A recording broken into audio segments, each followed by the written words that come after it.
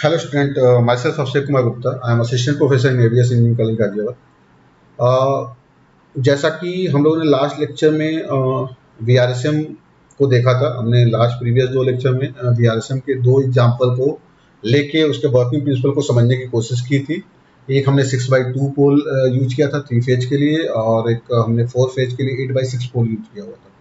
Clear? ठीक है।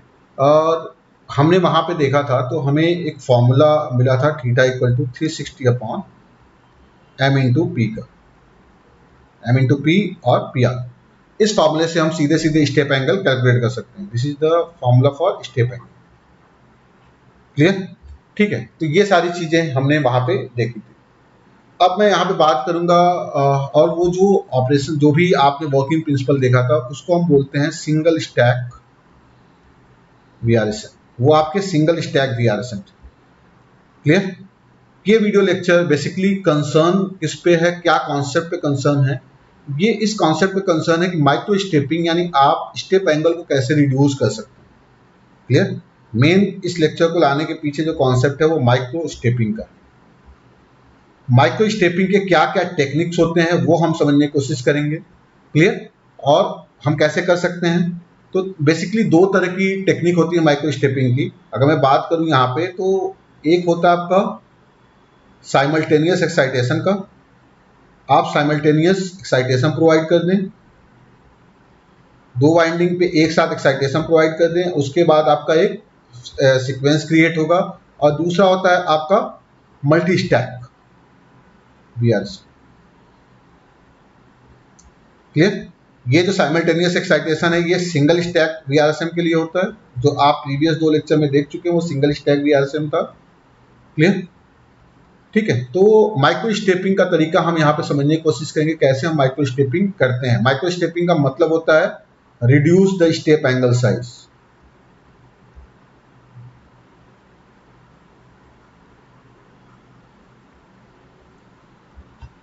Clear? तो यहाँ पे थोड़ा सा समझने की कोशिश करते हैं कि कैसे हम करते हैं। साइमल्टेनियस एक्साइटेशन की बात मैं यहाँ पे करने जा रहा हूँ। जैसे हमने वहां पे क्या देखा था, हमारा पैटर्न, अगर मैं सिंगल स्टैक VRSM की बात करूं वहां पे हम साइमल्टेनियस एक्साइटेशन प्रोवाइड नहीं कर रहे थे। तो जो हमें एक्साइटेशन था, ये आपका एग्जांपल था 3 फेज 6/2 पोल्स VRSM का, जो कि सिंगल स्टैक। क्लियर? तो यहाँ पे जो सीक्वेंस फॉलो हो रहा था वो क्या फॉलो हो रहा था, ABC, A dash, B dash and C dash then A, ये सीक्वेंस फॉलो हो रहा था। क्लियर? जब आप माइक्रो स्टेपिंग नहीं कर रहे थे, सीधे सीधे स्टेप एंगल आपका 60 डिग्री के बराबर आ रहा। अब मैं ये कह रहा हूं कि हमें माइक्रो स्टेपिंग करनी है, यानी इस एंगल को रिड्यूस करना, reduce the step angle side. Clear? तो हम इसके लिए क्या पैटर्न फॉलो करते हैं? जैसे मान लो ए एक्साइटेशन तो हमने दे दिया, ये हमारा रेफरेंस पोजीशन हो गया, ये रेफरेंस हो गया। अब हम क्या करेंगे, यहाँ पे ए के साथ साथ हम बी को भी एक्साइट करेंगे। क्लियर? हमें ए को भी एक्साइटेड करना है और बी को भी एक्साइट करना है। क्लियर? यानी यहां पे जो सीक्वेंस फॉलो होगा, आपने ए को एक्साइट किया, उसके बाद क्या करेंगे आप ए और बी दोनों को एक साथ एक्साइट करेंगे, यानी ए वाइंडिंग और बी वाइंडिंग दोनों को आप एक साथ एक्साइट करेंगे। क्लियर? अब एक साथ एक्साइट करने में क्या होता है, यहाँ पे अगर मैं यहाँ पे फेजर डायग्राम के थ्रू देखूं तो मुझे जो मैग्नेटिक एक्सिस का जो मुझे फ्लक्स लिंकेज यानी मैक्सिमम फ्लक्स लिंकेज किस एक्सिस में आएगा उसको समझाने की बात कर रहा हूं। यहाँ पे अगर मैं देखूं तो ए डैश की वजह से जो हमें फ्लक्स लिंकेज मिलेगा वो क्या मिलेगा, ये मिलेगा फाई ए इस डायरेक्शन में, और बी बी डैश की वजह से हमें क्या मिलेगा, फाई बी मिलेगा इस डायरेक्शन। दोनों के बीच का एंगुलर डिस्प्लेसमेंट कितना है, 60 डिग्री के बराबर। यानी अगर मैं इसके लिए मैक्सिमम फ्लक्स लिंकेज का एक्सिस निकालूं तो मैक्सिमम फ्लक्स लिंकेज का एक्सिस क्या हो जाएगा, पैरेललोग्राम थ्योरम से हम निकाल सकते हैं, और ये जो हमें मिलेगा ये आपका फाई रिजल्टेंट मिलेगा, यानी मैक्सिमम फ्लक्स लिंकेज का एक्सिस मिलेगा, और ये मुझे मिलेगा यहां यानी फाई आर। तो ये हम क्या देख रहे हैं, phi R equal to phi A plus phi B के बराबर। क्लियर? और ये जो एंगल होगा, ऑब्वियस सी बात है कि सबका मैग्नीट्यूड सेम है, ये 60 डिग्री है, तो ये सेम इक्वल एंगल में डिवाइड हो जाता है। आप सिमिलर ट्रायंगल का भी रूल अप्लाई कर सकते हैं कि ये दोनों ट्रायंगल सिमिलर हैं तो इसलिए इनके बीच का एंगुलर एंगल क्या होगा, ये एंगल इक्वल टू ये एंगल होगा, तो ऑब्वियस सी बात है कि दोनों एंगल बराबर हैं, तो 60 डिग्री का जस्ट हाफ हो जाएंगे एंड 30 डिग्री हो जाएंगे। यानी कहने का मतलब ये है कि जब आपने ए को एक्साइट किया तो थीटा क्या था, 0 एंगल पोजीशन पे था, यानी ये मैक्सिमम फ्लक्स लिंकेज का एक्सिस था। क्लियर। लेकिन जैसे ही आपने ए बी को एक्साइट किया, मैक्सिमम फ्लक्स लिंकेज एक्सिस कहां मिला, ये फाई आर मिल रहा, और कितने एंगल पे मिल रहा है, रेफरेंस पोजीशन से, ये आपका ए रेफरेंस पोजीशन है, यानी रेफरेंस पोजीशन से आप जब क्लॉकवाइज डायरेक्शन में 30 डिग्री घूमेंगे, यानी 30 डिग्री क्लॉकवाइज डायरेक्शन में जब आप घूमेंगे तो आपको फाई आर क्या मिलेगा, यानी मैक्सिमम फ्लक्स लिंकेज क्या है, फाई आर है, तो आपको मैक्सिमम फ्लक्स लिंकेज का एक्सिस मिलेगा। तो मैक्सिमम फ्लक्स लिंकेज एक्सिस का आपको कहां मिल रहा है, इन दोनों के इंटरपोल पे। क्लियर। यानी ए और ए बी के इंटरपोल पे, यानी इस डायरेक्शन में आपको मैक्सिमम फ्लक्स लिंकेज एक्सिस मिल रहा है, जिसका एंगुलर डिस्प्लेसमेंट कितना हो गया, थीटा इक्वल टू 30 डिग्री। यानी जैसे ही आपने ए से ए बी पे आए तो आपका क्या हो रहा है, क्लॉकवाइज डायरेक्शन पे रोटेशन तो हो रहा है क्लॉकवाइज डायरेक्शन, लेकिन ये एंगल कितना हो गया, 30 डिग्री। ऐसे क्या था, ये एंगल कितना था, 60 डिग्री के बराबर। यानी क्या हो गया, यहां पे आपने क्या कर दिया, स्टेप का साइज रिड्यूस कर दिया, उसकी वैल्यू क्या हो गई, जस्ट हाफ हो गई। क्लियर। इसके बाद आप क्या करेंगे, केवल बी को एक्साइट करेंगे, क्योंकि अब क्या करेंगे, आप ए से एक्साइटेशन हटा लेंगे तो क्या हो जाएगा, अब यहाँ पे बी एक्साइट हो जाएगा। बी एक्साइट होने का मतलब क्या हो गया, अब इंटरपोलर एक्सिस का आपको पोलर जो मैग्नेटिक फ्लक्स लिंकेज एक्सिस है वो कहां मिल जाएगा, बी पे मिल जाएगा। तो ऑब्वियस सी बात है, 100 कितना घूमना पड़ेगा, 30 डिग्री फिर से क्लॉकवाइज डायरेक्शन में रोटेट करना पड़ेगा। क्लियर। ठीक है। उसके बाद क्या करेंगे आप, फिर से आपको 30 डिग्री क्लॉकवाइज डायरेक्शन रोटेशन चाहिए, तो आपको क्या करना करेगा, बी और सी को एक साथ एक्साइट करना पड़ेगा। ये बी हो गया और ये आपका क्या है, सी है। क्लियर। यहां पे बी भी एक्साइटेड रहेगा और सी भी एक्साइटेड रहेगा, तो बी और सी को एक साथ आपको एक्साइट करना पड़ेगा, ताकि आपको क्या मिले, फिर से ये मैग्नेटिक फ्लक्स लिंकेज 30 डिग्री पे आपको मैग्नेटिक फ्लक्स लिंकेज मैक्सिमम मिले और 30 डिग्री क्लॉकवाइज डायरेक्शन में ये रोटेट कर जाए। क्लियर। तो ये पैटर्न आपका, ये सीक्वेंस फॉलो होता जाएगा। फिर आप क्या करेंगे, केवल सी को एक्साइट करेंगे, फिर उसके बाद क्या हो जाएगा, सी और ए डैश को एक्साइट करेंगे, फिर उसके बाद क्या होगा, आप केवल ए डैश को एक्साइट करेंगे, फिर उसके बाद क्या होगा आपका, ए डैश और बी डैश को एक्साइट करेंगे, फिर उसके बाद क्या होगा आपका, क्या करेंगे आप, बी डैश को केवल एक्साइट करेंगे, फिर उसके बाद क्या करेंगे आप, बी डैश और ए को एक्साइट करेंगे, फिर उसके बाद क्या होगा आपका, सिंपली ए को एक्साइट करेंगे। तो ये 30 डिग्री 30 डिग्री 30 डिग्री 30 डिग्री एक क्लॉकवाइज सीक्वेंस में आपको देख रहे हैं कि 12 स्टेप मिल रहे हैं और एक कंप्लीट रिजोल्यूशन आपको मिल जा रहा है। क्लियर। तो मेरे ख्याल से आपको क्लियर हुआ होगा कैसे ये चीज हो रहा है। ठीक है। ए बी, फिर उसके बाद बी, फिर उसके बाद बी सी, फिर सी, फिर उसके बाद क्या हो गया, सी ए डैश। क्लियर। फिर उसके बाद ए डैश, फिर उसके बाद ए डैश एंड सॉरी यहाँ पे ए डैश एंड सी डैश आएगा, फिर इसके बाद ए डैश और सी डैश के बाद यहाँ पे सी डैश। क्लियर। फिर उसके बाद सी डैश और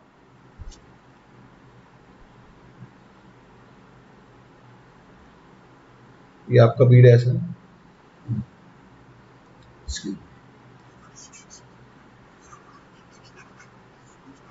क्लियर। यहां पे ए डैश के बाद क्या हो जाएगा, ये आपका ए डैश हो गया, ये आपका बी डैश, ये आपका सी डैश। क्लियर।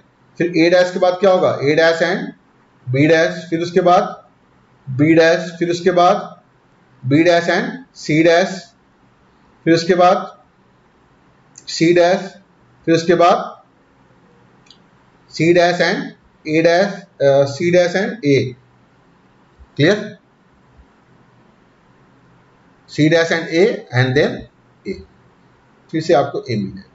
तो क्या हो रहा है, पूरा का पूरा एक आपका 12 सीक्वेंस या 12 स्टेप का पैटर्न बन रहा है और 30 डिग्री स्टेप एंगल मिल रहा है। यानी आपने क्या कर दिया, स्टेप एंगल को जस्ट हाफ कर दिया। आपने क्या कर दिया, साइमल्टेनियस एक्साइटेशन प्रोवाइड करके स्टेप एंगल को क्या किया, step angle is reduced by 1/2, यानी जो न्यू स्टेप एंगल आपका आएगा theta new equal to 1/2 times of theta O. Clear. तो ये क्या हो गया, साइमल्टेनियस एक्साइटेशन की वजह से है। एक तरीका तो ये है कि सिंगल स्टैक में आप क्या करें, साइमल्टेनियस एक्साइटेशन प्रोवाइड करें। क्लियर। तो इस केस में थोड़ा सा कॉम्प्लिकेशन हो जाता है, क्योंकि ये पैटर्न पाना एक इलेक्ट्रॉनिक कंट्रोलर के थ्रू थोड़ा सा उसमें दिक्कत हो जाता है। क्लियर। एक कॉम्प्लेक्स इलेक्ट्रॉनिक कंट्रोलर आपको डिजाइन करना पड़ता है, कॉम्प्लेक्स नेटवर्क डिजाइन करना पड़ता है। ये चीज ऑब्टेन करने के लिए, to obtain this there is requirement of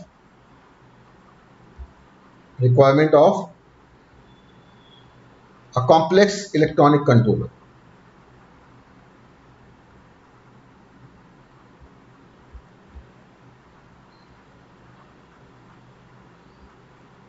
clear. Electronic controller क्या हो जाएगा, कॉम्प्लेक्स इलेक्ट्रॉनिक कंट्रोलर आपको करना पड़ेगा। ठीक है। दूसरा तरीका आपका क्या है, मल्टी स्टैक वीआरएसएम यूज करने का। मल्टी स्टैक वीआरएसएम केवल हम क्या करते हैं, मशीन के कंस्ट्रक्शन में थोड़ा सा चेंज कर देते हैं। क्लियर। तो वो मल्टी स्टैक वीआरएसएम आपका यूज हो जाता है। ठीक है। तो मल्टी स्टैक वीआरएसएम को समझने की कोशिश करते हैं कि मल्टी स्टैक वीआरएसएम क्या होता है। नेक्स्ट टॉपिक है आपका multi stack वीआरएसएम।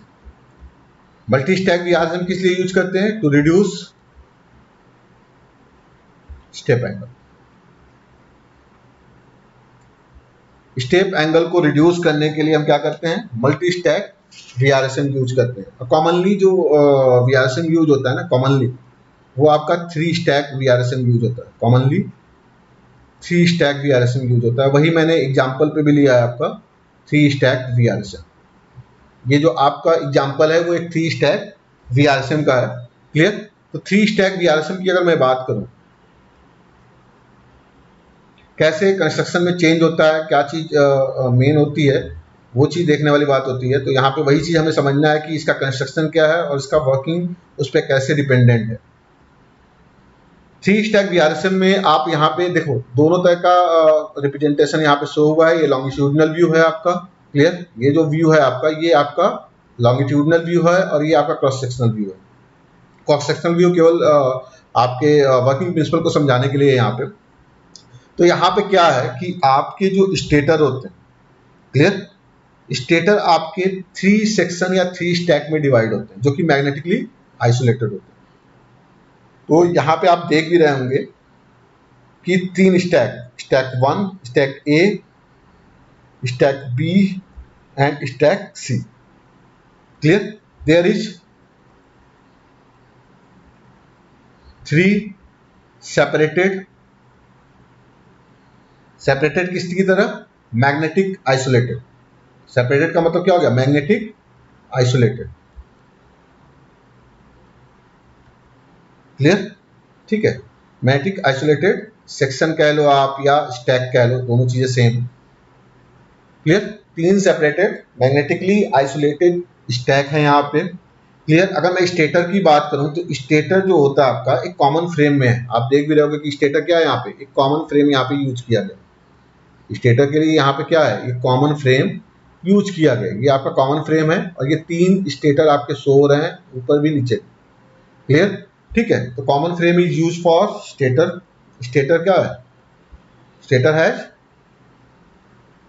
Has common frame.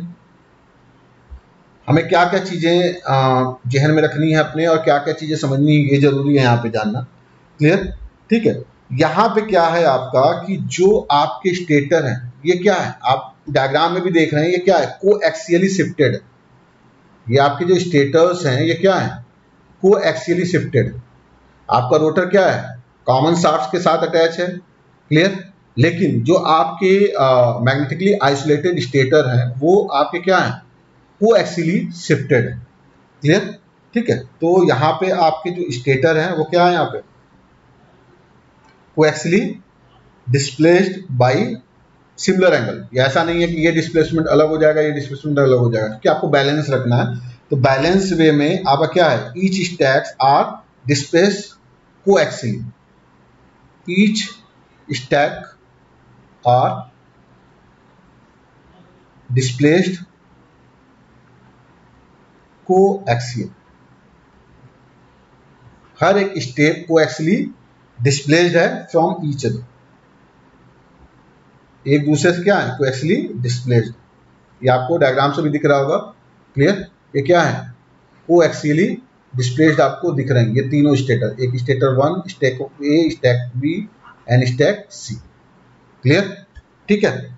अगर मैं बात करूं यहाँ पे कि स्टेटर के कंस्ट्रक्शन में हम क्या करते हैं कि हम स्टेटर के कंस्ट्रक्शन को ऑफसेट करते हैं, ऑफसेट करते हैं उस एंगल के थ्रू, ठीक है, जो उसके स्टेटर पोल पिच को रिप्रेजेंट करता है। मतलब अगर आपका स्टेटर पोल पिच है, स्टेटर पोल पिच का मतलब क्या होता है, स्टेटर पोल पिच का अगर मैं मतलब बताऊं तो स्टेटर पोल पिच या पोल पिच की मैं अगर बात करूं तो पोल पिच का मतलब क्या होता है, 180 डिग्री इलेक्ट्रिकल, क्लियर।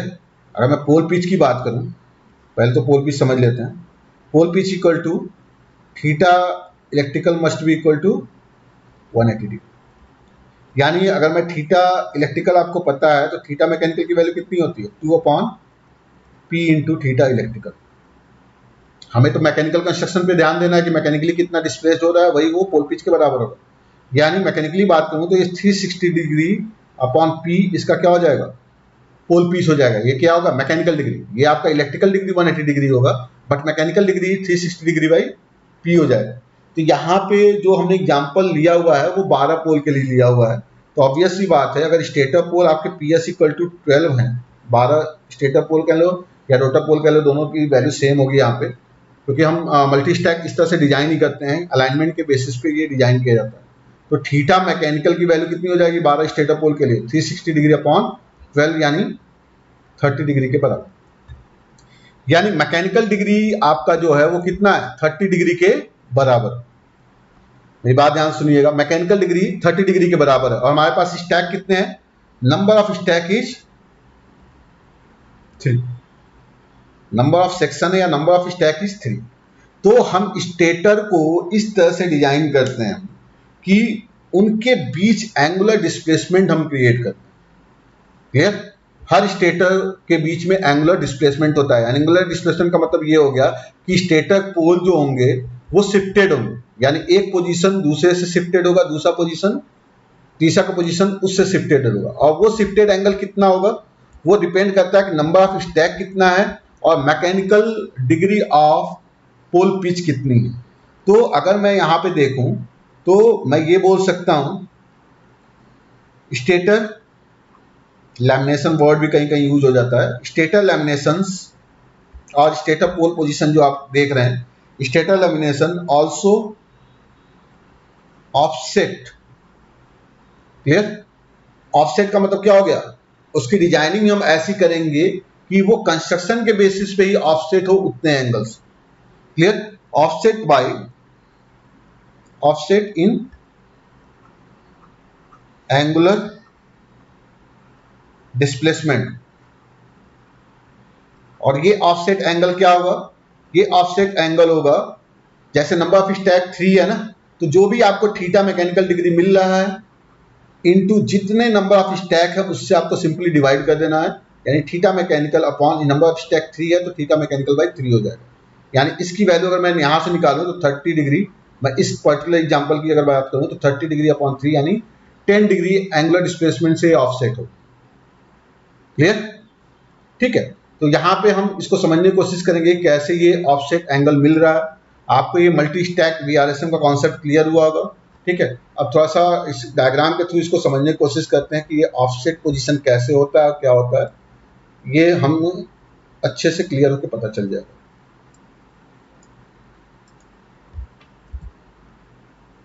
थोड़ा सा इसका साइज बढ़ा लेते हैं, यहाँ पे इस डायग्राम को समझने की कोशिश करते हैं, क्लियर। ये एक एग्जाम्पल है 3 स्टैक VRSM,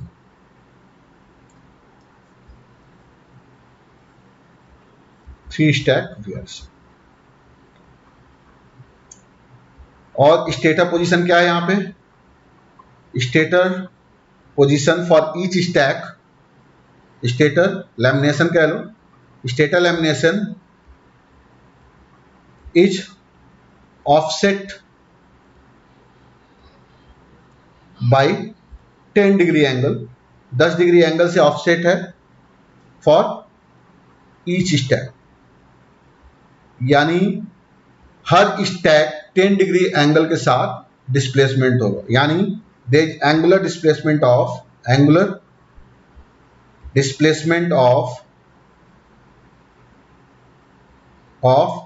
10 डिग्री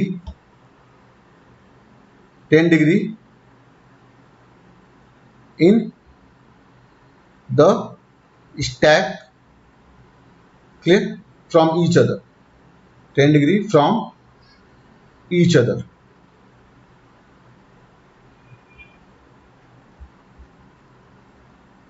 स्टैक में एक दूसरे से वो 10 डिग्री के साथ वो ऑफसेट होगा। तो उसको समझने के लिए यहाँ पे हम देखते हैं, देखो जैसे यहाँ पे मैं ए की बात कर रहा हूँ, ये आपका स्टैक ए हो गया, ये आपका स्टैक बी हो गया, ये आपका स्टैक सी हो, ये 3 स्टैक है, क्लियर। तीनों स्टैक पे आपको वाइंडिंग देना है, ये वाइंडिंग आपको क्या करना है, पूरे पेरिफेरी पे अटैच होगा, winding A, winding B and winding सी।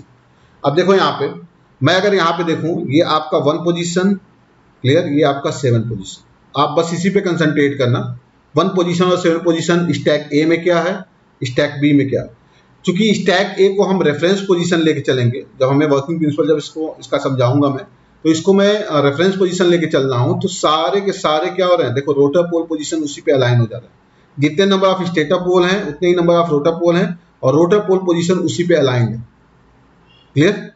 आप अगर यहाँ पे ध्यान दोगे ना, तो रोटर पोल पोजीशन कहीं चेंज नहीं हो रहा, आप चाहे स्टैक ए के लिए देख लो, स्टैक बी के लिए देख लो, स्टैक सी के लिए देख लो, सबके लिए रोटर पोजीशन सेम है। देखो यहाँ पे ये 1 यहाँ पे भी है, यहीं भी है और यहीं भी है, यानी वर्टिकल एक्सिस पे ही आपका 1 और 7 का पोजीशन है। तो ऑब्वियस सी बात है, बाकी सबके पोजीशन भी क्या होंगे, उसी के रेस्पेक्ट में उसी पोजीशन पे होगा। 1 और 7 क्या है, वर्टिकल एक्सिस पे है, यहाँ भी और यहाँ भी, तीनों पोजीशन में वर्टिकल एक्सिस पे है। यानी आप यहाँ से एक पॉइंट और भी निकाल सकते हैं कि रोटर पोल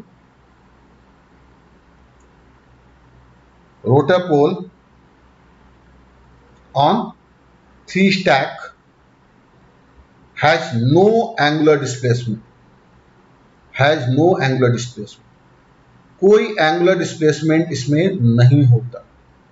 यानी रोटर क्या होंगे, कॉमन शाफ्ट के साथ एक दूसरे से अटैच होंगे और वो अलाइन ही होंगे, क्लियर, क्योंकि वो कॉमन शाफ्ट पे है। अब हम देखते हैं स्टेटर पे। स्टेटर में 1 और 7 का पोजीशन स्टैक ए के लिए यहां है, लेकिन अगर मैं स्टैक बी की बात करूं तो 1 और 7 का पोजीशन क्या हो रहा है, आप खुद देख रहे हैं यहाँ पे 1 और 7 का पोजीशन क्या है, clockwise direction, anti clockwise direction में, यानी काउंटर क्लॉकवाइज डायरेक्शन में 10 डिग्री ऑफसेट हो रहा है। यानी बी में क्या हो गया, 10 डिग्री ए से एंगुलर डिस्प्लेसमेंट मिल गया। सिमिलरली अगर मैं सी की बात करूं तो 1 और 7 पोजीशन पे फिर से आप कंसंट्रेट करिए, तो ये क्या हो रहा है, एक रेफरेंस पोजीशन से 20 डिग्री, यानी अगर मैं बात करूं तो वो बी से 10 डिग्री शिफ्ट हो रहा है, क्लियर। तो क्या हो गया, इन तीनों में 10-10 डिग्री का ऑफसेट एंगल मिल रहा है, यानी तीनों के बीच में जो एंगुलर डिस्प्लेसमेंट है वो क्या है, 10 डिग्री का फ्रॉम ईच अदर, क्लियर। तो ये चीज क्लियर होना चाहिए कि स्टेटर का जो ऑफसेट है वो ऑफसेट पोजीशन में होता है, उसमें एंगुलर डिस्प्लेसमेंट होता है, जबकि रोटर में कोई एंगुलर डिस्प्लेसमेंट नहीं होता है, रोटर क्या होता है, उसी पे अलाइन रहता है, क्लियर, ठीक है। तो आपको यहाँ पे लॉजिक क्लियर हुआ होगा कि ऑफसेट का क्या सीन है यहाँ पे और कैसे हो रहा है। अगर मैं यहाँ पे बात करूं वर्किंग प्रिंसिपल की,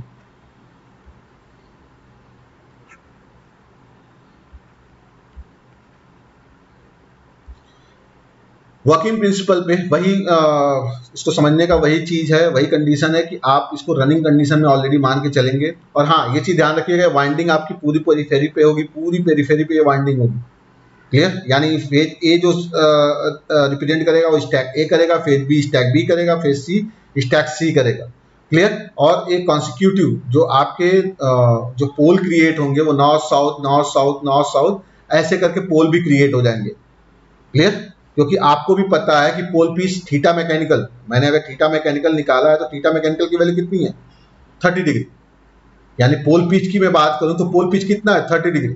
और पोल पिच किसके बीच में होता है, नॉर्थ और साउथ पोल के बीच में, नॉर्थ और साउथ पोल के बीच में। तो ऑब्वियस सी बात है कि मैकेनिकल डिग्री क्या हो जाएगा, 30 डिग्री। यानी अगर नॉर्थ पोल होगा तो ये आपका साउथ पोल होगा, क्लियर। तो ये चीज ध्यान रखिएगा, north pole south pole 30 degree phase difference, ये मैकेनिकल डिग्री है। इलेक्ट्रिकल डिग्री अभी आप निकालेंगे, theta electrical P/2 theta mechanical से, तो वो 180 डिग्री इलेक्ट्रिकल ही मिलेगा, क्लियर। लेकिन मैकेनिकल डिग्री क्या शो कर रहा है, 30 डिग्री पोल पिच है। क्लियर है चीज। अब यहाँ पे वर्किंग प्रिंसिपल को समझने के लिए आपका ऑलरेडी रनिंग मोड में है। जब हम फेज ए को एक्साइट कर रहे हैं, यानी stack A is excited when, पहला स्टेप हमारा यही है, first step, when stack A is excited. आपने एनर्जाइज किया हुआ है स्टैक ए को, तो आप क्या देख रहे हैं, रोटर पोजीशन, रोटर पोल का जो पोजीशन है, rotor position 1 and 7 align with stator field position.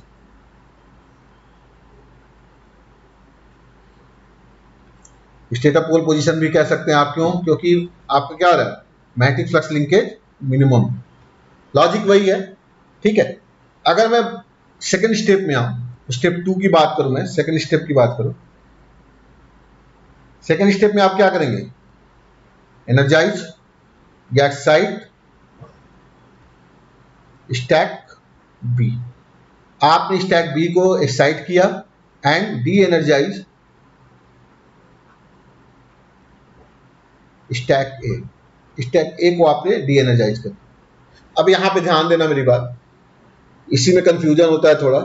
देखो यहां पे बी स्टैक ये है, क्लियर, ये चीज ध्यान देना, बी स्टैक ये है, तो ये बी स्टैक, ये भी बी स्टैक है और ये भी बी स्टैक है, दोनों कंस्ट्रक्शन सेम, आप देख भी सकते हो, दोनों में ऑफसेट एंगल डिफरेंस कितना है, 10 डिग्री का, क्लियर।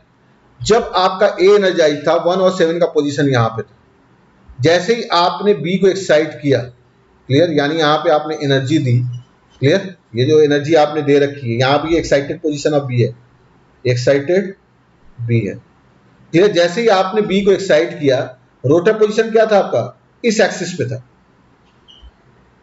1 और 7 का पोजीशन क्या था, इस एक्सिस पे था, यानी यहां पे कहीं 1 था और यहां पे कहीं 7 था। अब क्या होगा, minimum reluctance seen by the stack B होना चाहिए। स्टैक बी सीन होने का मतलब क्या हो गया, अब ये जो 1 और 7 है वो क्या करेगा, काउंटर क्लॉकवाइज डायरेक्शन में क्या हो जाएगा, 10 डिग्री शिफ्ट कर जाएगा, और जैसे ये 10 डिग्री शिफ्ट करेगा वो क्या हो जाएगा, नॉर्थ और साउथ, ये क्या हो रहा है, इसके अलाइनमेंट में आ जा रहा है। 1 और 7 क्या हो रहा है, स्टैक बी के अलाइनमेंट में आ जा रहा है। तुम खुद देखो यहाँ पे रोटर के सारे टीथ या सारे पोल क्या हो गए, फिर से अलाइन पोजीशन में हो गए स्टेटर के पोल के, क्लियर। तो यहाँ पे आप साफ देख सकते हैं कि क्या हो रहा है आपका, जैसे ही आपने ये कंडीशन अप्लाई किया, energize stack A and D energise stack B किया, सॉरी एनर्जाइज स्टैक बी किया और डी एनर्जाइज स्टैक ए किया, तो क्या हो रहा है, rotor rotate in counter clockwise direction, clear. आपका क्या हो रहा है, काउंटर क्लॉकवाइज डायरेक्शन में रोटेट कर रहा है, clear, by angle 10 degree, 10 degree angle के साथ क्या हो रहा है, ये काउंटर क्लॉकवाइज डायरेक्शन में रोटेट कर रहा है, ताकि क्या हो जाए, rotor pole align with stack B stator pole, यही कहेंगे ना। देखो यहाँ पे ये स्टैक बी के स्टेटर पोल के साथ अलाइन हो गया, ये कहीं भी आप देख सकते हो, यहाँ पे क्या हो रहा है, ये अलाइन हो गया, ये अलाइन हो गया, ठीक है, स्टेटर और सारे अलाइन हो गए। तो rotor pole align with stack B stator pole, clear. ये क्यों अलाइन हुआ है, ताकि आपको minimum reluctance seen by stack B हो जाए, minimum reluctance seen by stack B, clear, ठीक है। तो यही लॉजिक है, और आपको ये रोटेशन क्या हो रहा है, काउंटर क्लॉकवाइज डायरेक्शन मिल रहा है। सिमिलरली आप क्या करेंगे, आप स्टैक बी को डी एनर्जाइज करेंगे और स्टैक सी को एनर्जाइज करेंगे। थर्ड स्टेप में क्या आएंगे आप, अगर मैं थर्ड स्टेप की बात करूं यहाँ पे, तो थर्ड स्टेप क्या हो जाएगा आपका, energize stack C and D energise stack B. फिर से वही चीज होगा, क्या हो जाएगा, rotor rotate in counter clockwise direction by angle 10 degree, यानी स्टेप एंगल क्या देख रहे हैं आप, 10 डिग्री हो रहा है। सारी कंडीशन वही है, आपको कहानी लिखनी है तो फिर से वही कहानी लिख सकते हैं, rotor pole align with the stack C stator pole to achieve the minimum reluctance. Clear?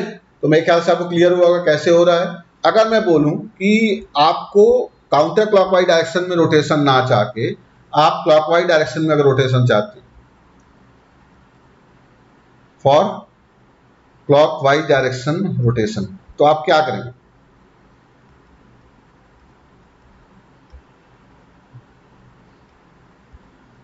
देखो यहां पे अगर हमें क्लॉकवाइज डायरेक्शन में रोटेशन चाहिए तो हम स्टैक बी को पहले एनर्जाइज करने के बजाय, देखो यहां पे अगर मैं स्टैक सी को एनर्जाइज कर दूं, क्लियर? अगर मैं मान लो स्टैक सी को एनर्जाइज कर दूं, देखो यहाँ पे स्टैक ए तो है ही, मैं स्टैक बी को एनर्जाइज करने के बजाय स्टैक सी को एनर्जाइज कर दूं तो क्या होगा? यहाँ पे क्या हो जाएगा? 1 और 7 इस 2 और 8 के साथ अलाइन होना चाहेगा क्योंकि मिनिमम रिलक्टेंस सीन होना चाहेगा। तो क्या होगा? ये एंगुलर डिस्प्लेसमेंट कितना है? 10 डिग्री का है। क्लियर? तो ये क्या हो जाएगा? क्लॉकवाइज डायरेक्शन में रोटेट कर जाएगा, इसका मूवमेंट क्या हो जाएगा? क्लॉकवाइज डायरेक्शन में हो जाएगा, ताकि ये क्या हो जाए? सारे के सारे अलाइन हो सके स्टेटर और रोटर पोल, यानी आपको रोटेशन क्या हो जाएगा? क्लॉकवाइज डायरेक्शन में मिल जाएगा। यानी अगर मैं बात करूं यहाँ पे क्लॉकवाइज डायरेक्शन के लिए जो सीक्वेंस फॉलो होगा, एंटी क्लॉकवाइज के लिए सीक्वेंस क्या हो रहा है? काउंटर क्लॉकवाइज के लिए सीक्वेंस क्या हो रहा है? क्या सीक्वेंस हो रहा है? मल्टी स्टैक ए, देन बी, देन सी।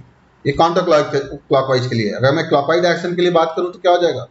स्टैक ए, देन स्टैक सी, देन स्टैक बी, उसके बाद स्टैक ए, ऐसे ये चलता जाएगा। यानी यहां पे आपने क्या देखा कि आपको 10 डिग्री ऑफसेट करना स्टेटर पोल के बीच में, तीनों स्टैक के बीच में, रोटर पोल में कोई एंगुलर डिस्प्लेसमेंट नहीं होना चाहिए। ये चीज आपको ध्यान रखना है। अगर मैं फॉर्मूले की बात करूं, स्टेप एंगल के फॉर्मूले की बात करूं, यहाँ पे स्टेप एंगल, तो जो स्टेप एंगल का फॉर्मूला होगा theta equal to 360 upon M into P.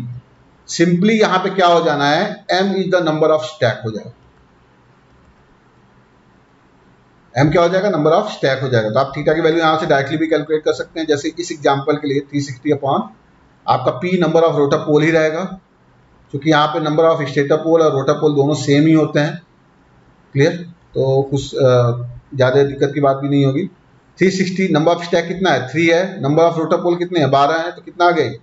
360 upon 36 equal to क्या हो जाएगा? 10 डिग्री। तो आपको क्या मिला? स्टेप एंगल की वैल्यू अभी भी 10 डिग्री मिली। क्लियर? तो कैसे क्लॉकवाइज डायरेक्शन रोटेशन होगा, कैसे एंटी क्लॉकवाइज डायरेक्शन रोटेशन होगा, ये सारी चीजें इसमें जानना था। क्लियर? वो आपको क्लियर हुआ होगा। ठीक है, थैंक यू वेरी मच।